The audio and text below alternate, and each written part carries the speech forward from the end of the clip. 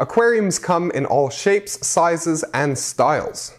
So which one is right for you?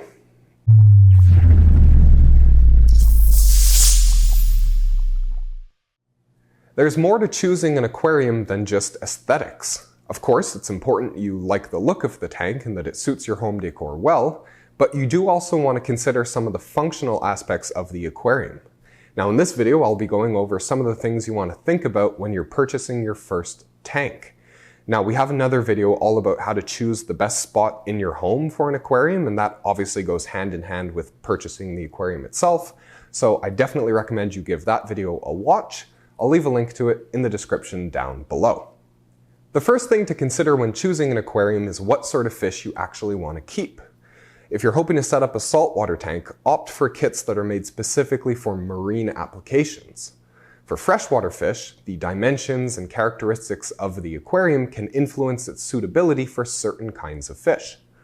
If you're hoping to keep fish that come from fast-flowing streams, for example, a tall, skinny tank like the Edge 12 wouldn't be a great choice because it's hard to recreate the horizontal currents that those fish generally prefer.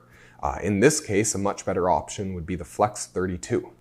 Be sure to do some research about the fish that you want to keep in order to make the most informed decisions possible when choosing an aquarium. Tank size is also an important consideration. The general rule of thumb is to purchase as large of an aquarium as you can afford and as your home can accommodate. There's a few reasons for this. First of all, a larger aquarium offers a greater, more stable volume of water.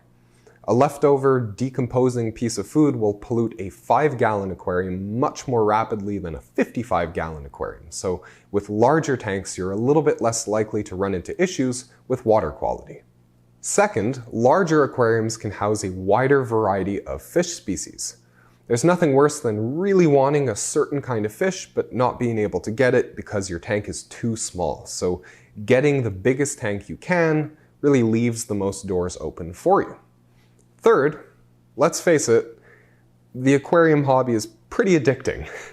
There's no sense in buying an aquarium only to end up upgrading to a larger one 6 months later and then again 6 months after that. Maintenance costs are pretty similar for small and large aquariums. It's really just the initial costs that vary. So just save yourself some money and right off the bat, get the biggest tank you can afford. Some aquariums are sold as all-in-one kits and include almost everything you need to get started. These kits are really great for beginners and take a lot of the guesswork out of the equation. You just open the box, set everything up, add water, and you're good to go.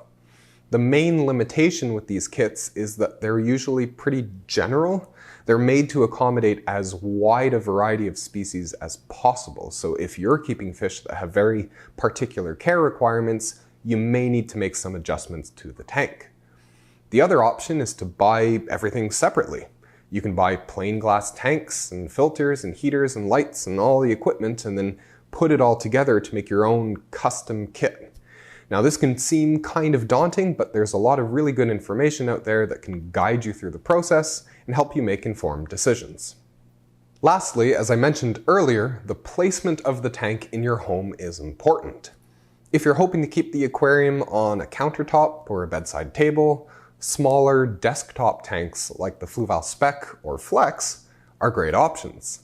If you want the tank to be a standalone feature in the room, you'll usually want to go for larger tanks with their own stands like the Fluval Shaker collection.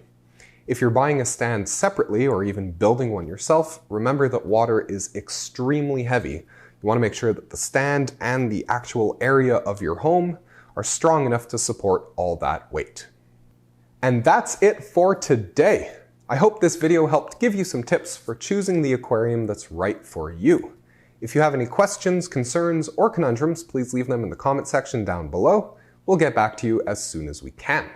If you enjoyed the video, hit the like button, and if you haven't already, please subscribe and hit the bell icon to be notified when we upload a new video.